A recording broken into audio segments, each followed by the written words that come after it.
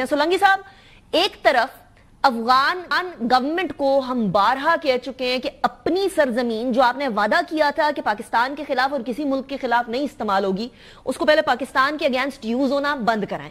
دوسرا یہ کہ وہاں سے بات بھی نہیں سنی جاتی. تیسرا، ٹی ٹی پی کے خلاف کوئی ایکشن بھی نہیں کیا جاتا، بلکہ ہمیں تو اب سپورٹ نظر آتی ہے. اور یہاں سے آئیسس خراسان کا جو جعفر ہے، شریف اللہ جعفر، اس کو جب ہم یو ایس میں ہینڈ اوور کرتے ہیں تو یو ایس تھینک فل ہوتا ہے.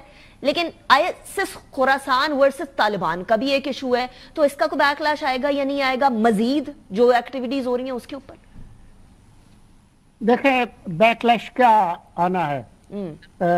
باوجود اس بات کے کہ پاکستان نے جو دوحہ معاہدہ تھا اس میں کافی مدد کی، صرف امریکہ کی نہیں بلکہ خود طالبان جس طریقے سے حکومت میں آئے اور ان کو کوئی مزاحمت نہیں ہوئی، تو پاکستان نے تو اس میں کوئی مداخلت نہیں کی.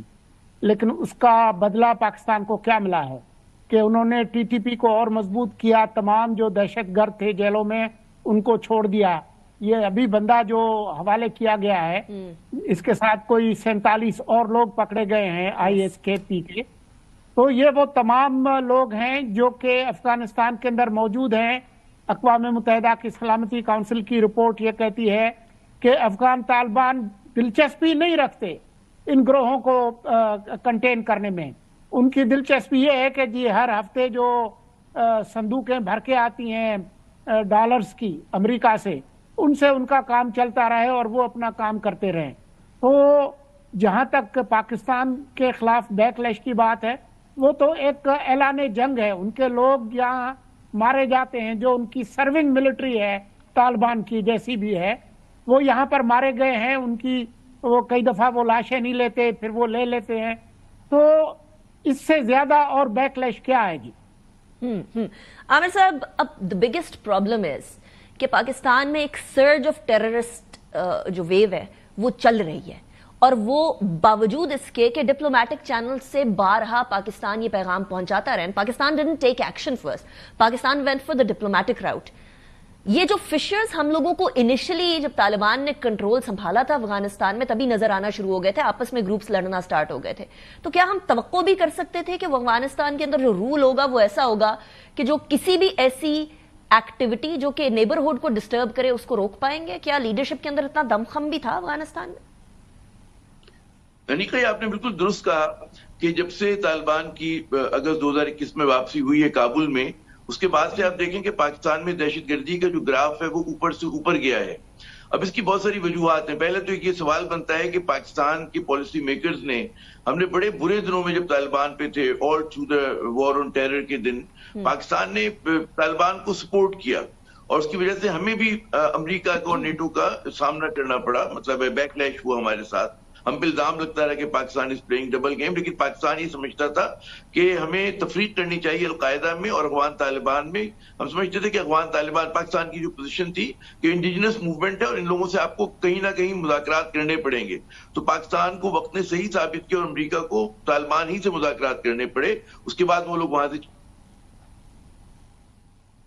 عامر صاحب کی آواز منقطع ہوئی ہے. سلب now the biggest concern is what next؟ 40-50 سال کی تو میں عامر صاحب آپ کر لیجیے گا. جی میں یہ کہتا ہے کہ اگر ہم افغانستان کی تاریخ اٹھا کے دیکھیں گزشتہ 40 سال کی 50 سال کی، اس میں اندازہ یہ ہوگا کہ وہاں پہ کسی بھی حکومت کی رٹ پورے افغانستان پہ نہیں ہے. آپ پی ڈی پی اے کی بات کریں جو کمیونسٹوں کا دور تھا، سوویت یونین کی ان کو بیکنگ تھی. پھر جو آپ کو کارزئی کا نظر آئے گا، NATO led forces, U S NATO led forces آئی تھیں، تو وہ بھی پورے افغانستان پہ اپنی رٹ جو ہے قائم نہیں کر سکی تھی. تو پھر سوال ہی پیدا ہوتا ہے کہ کیا افغان طالبان جو ایک ریگ ٹیگ آرمی ہے، کیا ہم ان سے یہ صحیح ایکسپیکٹ کر رہے ہیں کہ وہ لوگ اپنی پورے ملک کے اوپر رٹ قائم کر لیں گے؟ جیسے کہ آپ نے خود فرمایا تھا کہ داعش کا چیلنج ہے، اور داعش جو ہے وہ اینٹی طالبان فورس ہے. بعض وقت جو ہے میں سمجھتا ہوں کہ طالبان اس لیے بھی کارروائی نہیں کر پا رہے ہوں گے کچھ گروپس کے خلاف، بشمول ٹی ٹی پی کے. انہیں خطرہ یہ ہوگا کہ ٹی ٹی پی کل کو جا کے داعش کے ساتھ نہ مل جائے. تو پاکستان کے لیے بڑا ڈبل ایجڈ ہمارے پاس چیلنج ہے. نمبر 1، کہ ہمیں دہشت گردی اپنے ملک میں ختم کرنی ہے، دوسرے اس کے اوپر کہ ہم کیا کریں.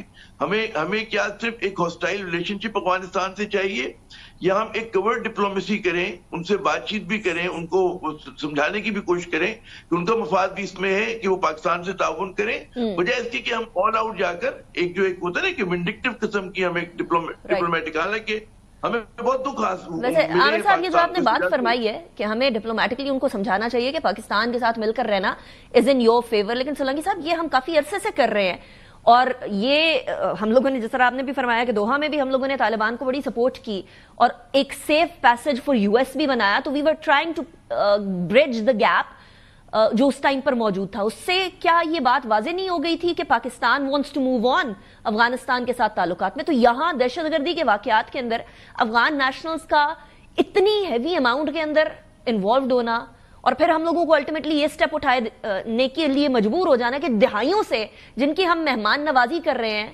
وہ اسی تھالی میں چھید کر رہے ہیں، تو ہمیں واپس بھیجنا پڑنا. تو از دس ناٹ انف، یا ابھی بھی ہمیں کوئی کچھ کرتے رہنا چاہیے ڈپلومیٹکلی بات چیت؟ دیکھیں وہ انگریزی میں کہتے ہیں نا کمپیریزنس آر آلویز لیم، جو موازنے ہیں وہ اکثر لنگڑے ہوتے ہیں. یہ درست ہے کہ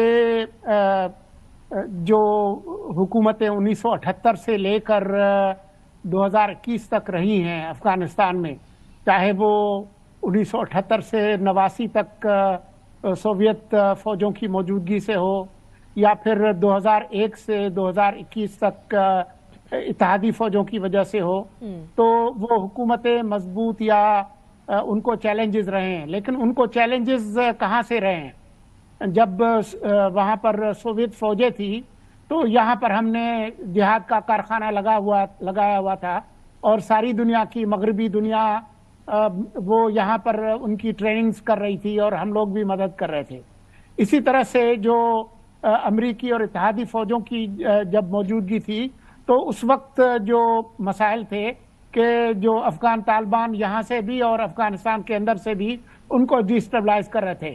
اس وقت افغان طالبان کو کہاں سے خطرہ ہے؟ پاکستان تو وہاں پر کوئی ایسی سرگرمی نہیں کر رہا کہ ان کی حکومت کو ڈیسٹیبلائز کرے، ایران نہیں کر رہا، سینٹرل ایشیا نہیں کر رہا. اس وقت وہ اپنے آپ کو خود ہی ڈیسٹیبلائز کر رہے ہیں. وہ تو جو انہوں نے وعدے کیے تھے جس کی وجہ سے ان کی حکومت نکالی گئی 2001 میں، تو وہ حرکتیں وہ دہرا رہے ہیں. القاعدہ ادھر ہے، داعش ادھر ہے، ٹی ٹی پی ادھر ہے، ازبیک ملیٹنٹس ادھر ہیں، ویغر ادھر ہیں. تو یہ سارے دنیا کے ٹیررسٹ پھر انہوں نے جمع کر لیے ہیں. تو اس وقت اگر کوئی ڈیسٹیبلائزیشن ہے تو وہ خود کر رہے ہیں. یہ لگتا ہے کہ خود ان کے ڈی این اے کے اندر ہے اس طرح کی ڈیسٹیبلائزیشن. اس میں ہمارا کوئی عمل دخل نہیں ہے. اب دیکھیں افغان جو مہاجرین ہیں یا تارک وطن ہیں، اتنی بڑی تعداد میں دنیا کے اور کسی ملک میں نہیں ہے. اور ایران نے ان کو کہاں رکھا ہوا ہے، سینٹرل ایشیا والوں نے کہاں رکھا ہوا ہے. ہمارے پاس آدھی صدی تو ہو گئی ہے. تو آپ نے دیکھا کہ خود نگران حکومت کے وقت میں بھی 6-7 لاکھ جو ہے وہ تمام تر مخالفت کے باوجود نگران حکومت نے نکال لیے. تو اب جانے میں کیا مسئلہ ہے؟ یس